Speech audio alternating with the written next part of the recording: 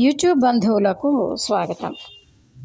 ఇప్పుడు మనం గత 4 రోజులుగానో 5 రోజులుగానో చాలా డిస్కషన్స్ జరుగుతూ ఉన్నాయి. ఇంకా బిగ్ బాస్ ఆగిపోద్ది, బిగ్ బాస్ని ఇంకా కేసులు పడ్డాయి బిగ్ బాస్ మీద, ఇంకెవరు కూడా వాళ్ళు ఆపేస్తారు అని. ఇక్కడ నేను ఒక విషయం అందరికీ సవినయంగా మనవి చేయాలనుకుంటున్నానండి. బిగ్ బాస్ అనేటువంటిది చిన్న ప్రోగ్రాం కాదు. దేశ విదేశాలలో, ఓన్లీ భారతదేశంలోనే కాదు, అన్ని రకాల, అసలు మొదట స్టార్ట్ అయింది యూకే లాంటి దేశంలో. అక్కడ ఆ రోజుల్లోనే, అంటే మా చిన్నతనంలోనే శిల్పా శెట్టి ఈ ప్రోగ్రాంకి వెళ్ళడం జరిగింది. ఈ ప్రోగ్రాం అక్కడ బిగ్ బ్రదర్ అంటారు. ఆ ప్రోగ్రాంలో శిల్పా శెట్టి ₹1,00,00,000 అప్పుడు దాని రెమ్యూనరేషన్ వచ్చి, అంటే ప్రైజ్ మనీ వచ్చి ₹1,00,00,000. అక్కడ ఆమె గెలిచి రావడం జరిగింది. అప్పటికే ఈ మెసేజెస్ ఇది ఉండేది. అంటే అప్పుడు కాకపోతే ప్రతి మెసేజ్కి ₹6 ఎంత ఛార్జ్ పడేది. అయినప్పటికీ కూడా అమ్మాయి గెలిచింది. అట్లాగే ఒక భారతదేశం గురించి ఒక ఇది రావడం కూడా జరిగింది, గుర్తింపు. అంటే ఆల్రెడీ అంతకుముందు లేదని కాదు, కొంచెం తెలియని చిన్న చిన్న దేశాలకు కూడా తెలియజేయడం జరిగిందనమాట. ఆ తర్వాత ఏమైందంటే, ఈ తర్వాత ఇండియాలో వేరే వాళ్ళనితో అదే టీం ఇక్కడ కూడా పనిచేస్తుంది. మీకు తెలుసో లేదో, బిగ్ బాస్ టీం అనేది ఆ టీంతోనే వీళ్ళు టైఅప్ అయ్యారు. అందుకనే ఓటింగ్స్ మనకి తెలియకపోవడానికి కారణం కూడా అదే. అక్కడ ఆ టీము పర్యవేక్షణలోనే ఓటింగ్స్ జరుగుతాయి.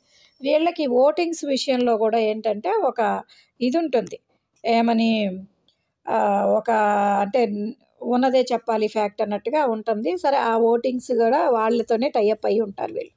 సో ఈ బిగ్ బాస్ షో అనేది దేశ విదేశాల్లో, అట్లాగే భారతదేశంలో ఎన్నో రాష్ట్రాల్లో ఎన్నో భాషల్లో ఆల్రెడీ సక్సెస్ఫుల్గా రన్ అవుతున్నటువంటి ఒక ప్రోగ్రాం. ఇదేంటంటే ప్రజల ఎమోషన్స్తో అది పైకి వచ్చినటువంటి ప్రోగ్రాం. ఇదనే కాదు, ఏదైనా ప్రజల ఎమోషనే కదా. సినిమాలైనా, లేదంటే సీరియల్స్ అయినా, టీవీ అయినా, ఏదైనా ప్రజల ఎమోషన్తోనే, చివరికి పాలిటిక్స్ అయినా. సో దాంతో కనెక్ట్ అయిన ప్రోగ్రాం కాబట్టి ఈ ప్రోగ్రామ్ని తీసేయడానికి వాళ్ళు అన్ని రకాలుగా తీసేయకుండా ఉంచడానికి వాళ్ళకి ఎన్ని రకాల అస్త్రాలు ఉండాలో అన్ని అస్త్రాలు వాళ్ళ దగ్గర ఉంటాయి.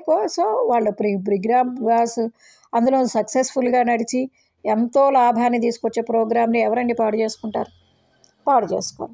సో ఇకపోతే ఆ ప్రోగ్రామ్కి మా టీవీ యాజమాన్యానికి మా టీవీ నుంచే టెలికాస్ట్ చేయటం అనేది ఉంది కాబట్టి వాళ్ళు, మా టీవీకి కూడా దీనివల్ల ఎంతో లాభం కాబట్టి వాళ్ళు ఇచ్చేయరు, అంటే తీసేయరు. ఇకపోతే అన్నపూర్ణ స్టూడియోస్ విషయంలోనే కొంచెం ఆలోచించాలి. ఎందుకంటే అన్నపూర్ణ స్టూడియోస్ అనేటువంటిది ఒక ప్రైవేట్ ప్రాపర్టీ. బిగ్ బాస్ యాజమాన్యానికి కానీ, లేకపోతే మా టీవీకి కానీ సంబంధం లేనటువంటిది. ఒకప్పుడు మా టీవీ నాగార్జున గారి షేర్స్ ఉండేవి, బట్ ఆయన కూడా అమ్మేశాడు కదా స్టార్ వాళ్ళకి. కాబట్టి ఇప్పుడు ఆయనకి సంబంధం లేదు అది. కాకపోతే ఈయన కేవలం ఒక హోస్ట్గా పనిచేస్తున్నారు అంతే, దానిలో అంతవరకే. ఇప్పుడు ఏదైనా ధ్వంసమైనా ఏదైనా అయినా నష్టం జరిగేది పూర్తిగా అన్నపూర్ణ వాళ్ళకి. ఇప్పుడు ఏ విధంగా ధ్వంసం జరిగినా దాని గురించి. అందుకని ఏం చేశారు, ఈ అన్నపూర్ణ స్టూడియోస్ అనేటువంటిదే మాత్రం నాగార్జున గారి హ్యాండ్ ఓవర్లో ఉంటుంది. అది ఆయనకి జస్ట్ అద్దెకిచ్చారు వాళ్ళకి. అందులో సెట్ చేసుకున్నందుకు కానివ్వండి, లేకపోతే ప్రోగ్రామ్ కండక్ట్ చేసినందుకు కానివ్వండి, ఏదైనా దానికి సపరేట్గా వాళ్ళకి అమౌంట్ వస్తుంది అన్నపూర్ణ మేనేజ్మెంట్కి. అట్లాగే ఈయనకి, నాగార్జున గారికి హోస్ట్గా అదే మళ్ళీ ఆయన యాంకరింగ్ చేస్తున్నారు కాబట్టి దానికి కూడా ఆయనకి సపరేట్ అమౌంట్ వస్తుంది.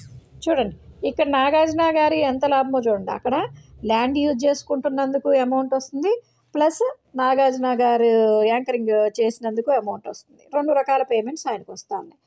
కాబట్టే ఆ మనీ గురించే 90% ఆయన చేయడం. లేదంటే దీనికి ముందు ఎప్పుడైతే బిగ్ బాస్ ప్రోగ్రామ్ స్టార్ట్ చేసే ముందు నాగార్జున గారు కానివ్వండి, ఎవరైనా చెప్పింది ఏంటంటే, నాగార్జున గారు నాకు అసలు ఆ ప్రోగ్రామే ఇష్టం ఉండదు, నేను దాన్ని అంతగా ఇష్టపడను అనే చెప్పారు.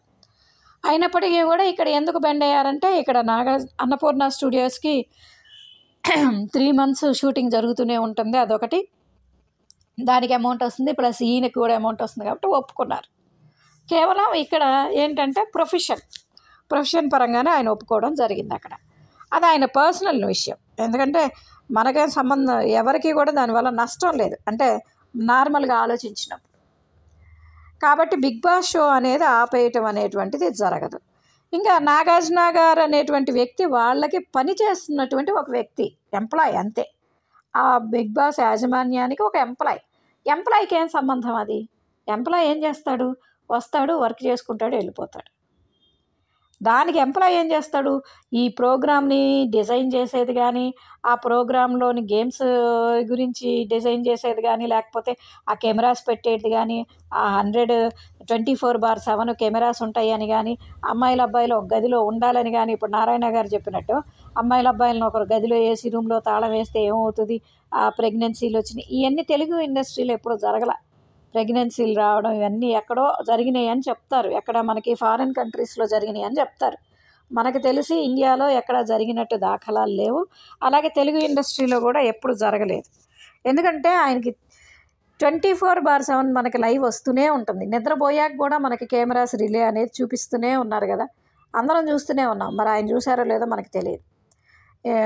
కాబట్టి దానివల్ల నాగార్జున గారిని అరెస్ట్ చేయటం, నాగార్జున గారికి ఏం సంబంధం అండి? ఆయన జస్ట్ ఒక ఎంప్లాయీ. అందుట్లో ఆయన మీద ఈయనకి ఏదో అంతర్గతంగా ఏదో ఒక గ్లడ్జ్ ఉందో మరేమో మనకు తెలియదు. కానీ మాట్లాడితే నాగార్జున గారిని తీసుకొస్తారు. ఆయన నారాయణ గారు ఆయన యాంకరింగ్ చేసినందుకు ఆయనకేం సంబంధం?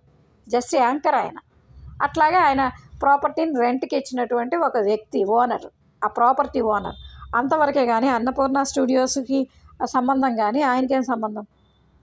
ఇకపోతే నెక్స్ట్ వచ్చేటప్పటికి ఏంటంటే, అమర్కి ఏమన్నా సంబంధం ఉందా వీటిల్లోని? అమర్కి అంటే ఇప్పుడు అందరూ అంటుంది ఏంటంటే, అమర్ కారు అద్దాలు పగలగొట్టారు ఇవన్నీ చెప్పినప్పుడు జనాలందరూ మాట్లాడేది ఏంటంటే, అమర్ ఏమన్నా ప్రశాంత్ ఏమన్నా ఉన్నాడా అందుట్లో?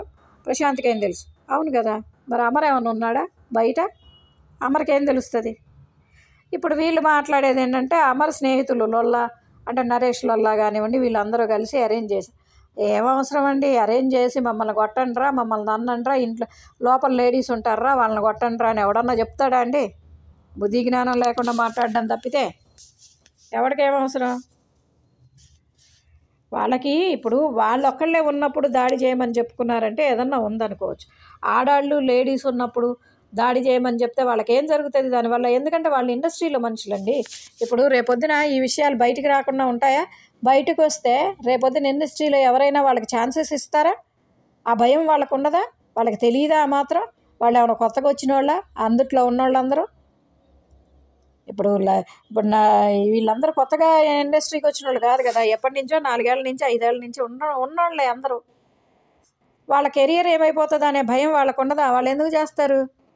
ఇవన్నీ అపోహలు. ఇవేంటంటే అత్యుత్సాహం అన్నమాట. మా వాడేదో ఇదయ్యాడు అన్న అత్యుత్సాహంతో జనాలు రెచ్చిపోయారు. కాకపోతే ఇక్కడ జరిగింది ఏంటంటే,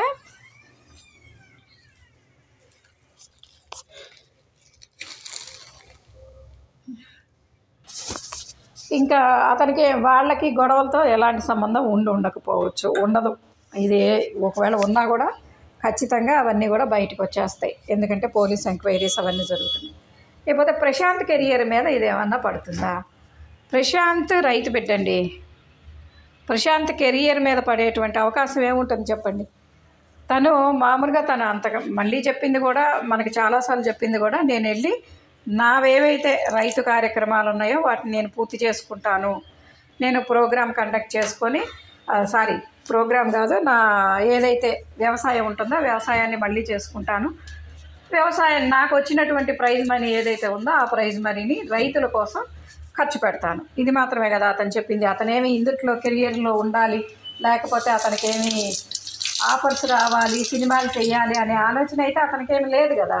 లేనప్పుడు ఇంకా అతని కెరియర్కి ఏదైనా మచ్చ వస్తుంది, లేకపోతే ఏదైనా ఇదవుతుంది అనేది ఏముంది? కాకపోతే నాకు అనిపించింది ఏంటంటే, మేబీ అతనికి ఏమన్నా పొలిటికల్ ఎంట్రీ ఇవ్వాలి, బరిలకు ఇన్స్పిరేషన్తో అని అనిపించింది మొన్న. చూద్దాం రేపొద్దున ఎలా ఉంటుందో, ఎవరి కెరియర్ ఎలా ఉంటుందో తెలియదు కదా. ఒకవేళ అన్ని మంచి పనులు చేస్తే ప్రజలే ఆదరిస్తారు. నిజంగా అతను చెప్పినట్టు కనుక అతనికి మహా అయితే ఏంటంటే, ఇప్పుడు అతను 35 లక్షలు వచ్చినప్పటికీ కూడా 35 లక్షలు అతని చేతికి అయితే రావు.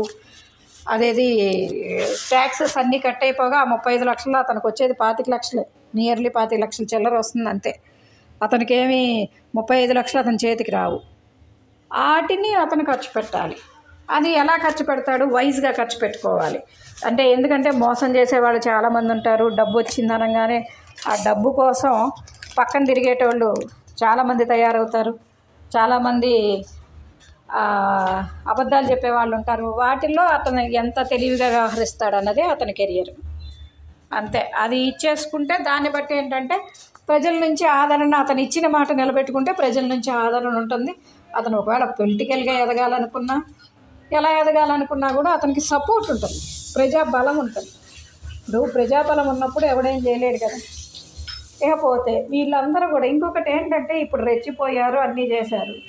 కానీ 1 ఇయర్ పాటు ఎవరైతే ఈ ప్రజలు ఉన్నారో, ఎవరైతే వీళ్ళు కంటెస్టెంట్స్ ఉన్నారో వీళ్ళందరూ కూడా 1 ఇయర్ పాటు తప్పకుండా మా టీవీతో కలిసి పనిచేయాల్సి ఉంటుంది.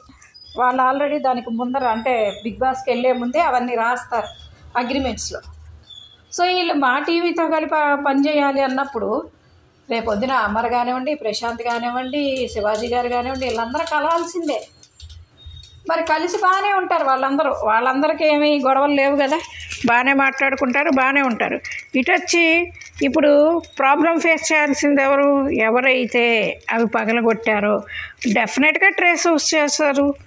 ట్రేస్ అవుట్ చేయకుండా ఉండరు కదా. ట్రేస్ అవుట్ చేసిన దగ్గర నుంచి వాళ్ళందరి యొక్క పరిస్థితి ఏంటి?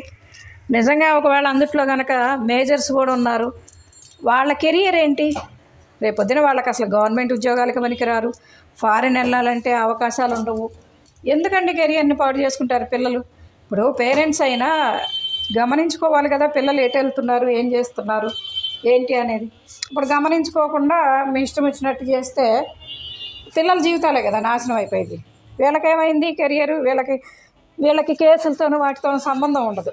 శుభ్రంగా చక్కగా వాళ్ళ కెరియర్ని వాళ్ళు చూసుకుంటారు, వాళ్ళ సినిమాలో వాళ్ళ సీరియల్స్ వాళ్ళు చేసుకుంటారు, హ్యాపీగానే ఉంటారు.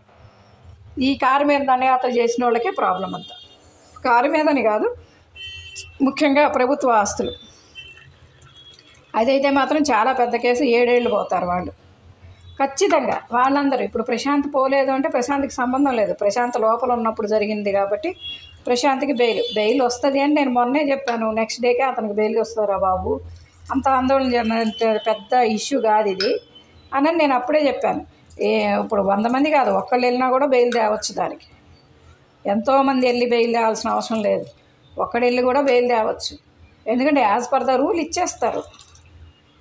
ఇక్కడ వచ్చేటప్పటికి వీళ్ళందరూ బాగానే ఉంటారు, వీళ్ళ కెరియర్స్ బాగుంటాయి. ఇక్కడికి ప్రశాంతే నిర్ణయించుకోవాలి ఏమవ్వాలి అనేది. అంటే అతని కెరియర్ని ఇండస్ట్రీలో చూసుకోవాలనుకుంటున్నాడా, పొలిటికల్గా చూసుకోవాలనుకుంటున్నాడా, నిజంగా అతను చెప్పినట్టుగానే నేను రైతు బిడ్డగానే మిగిలిపోదాం అనుకుంటున్నాడు అనేది అతని ఇష్టం. ఏంటనేది చూద్దాం. కాకపోతే అందరూ అనుకున్నట్టే. ఇకపోతే బిగ్ బాస్ వచ్చి ఎవరికి చేయాలి సెలబ్రిటీస్ రావడానికి వెనకడిగేస్తారు. ఈసారి కొంచెం పేరున్న వాళ్ళు ఎవరు కూడా రారు. ఎందుకంటే ఈ గొడవలు జరిగిన నేపథ్యంలో మొహం అనేది చాలా ఇంపార్టెంట్ వాళ్ళకి. ఏదైనా చిన్న మచ్చ పడితే వాళ్ళకి కెరియర్ డ్రాప్ అయిపోతుంది. అందుకని చెప్పేసి ఇట్లాంటి ఫేస్ చేయడం అవసరమా మనకి అని చెప్పి వెనక్కి వెళ్ళడానికి అవకాశం ఉంటుంది. ఇప్పుడు కామన్ మ్యాన్స్ కూడా చాలామంది మేము వస్తాం ఒక లాయర్ చెప్తున్నాడు. అట్లాగే ఉప్పలబాలు కూడా వీడియో ఎప్పటి నుంచో పెడతానే ఉన్నాడు. సో వీళ్ళందరూ చూసిన దాన్ని బట్టి ఒకటి చేయొచ్చు.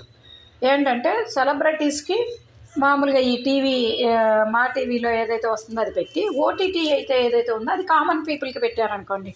కామన్ పీపుల్ ఇలా పొలిటికల్గా ఉన్నోళ్ళు వీళ్ళందరికీ పెడితే అప్పుడు ఏంటంటే ఇద్దరిని బ్యాలెన్స్ చేసినట్టు ఉంటుంది. లేదంటే ఇప్పుడు సెలబ్రిటీలో కామన్ మ్యాన్ తీసుకొస్తే ఎట్లుందంటే అది కోళ్ళ ఫారంలోది నాటుకోడిని తీసుకొచ్చి పెడితే ఎట్లుందో అట్లుంది ఆ ప్రోగ్రామ్ ఆట. అట్లా కాకుండా ఏంటంటే సమఉజ్జీలు ఉండాలి దేనికైనా. అట్లా చూసుకుంటే బాగుంటుంది. చూద్దాం ఇది ఎంతవరకు వెళ్తుంది.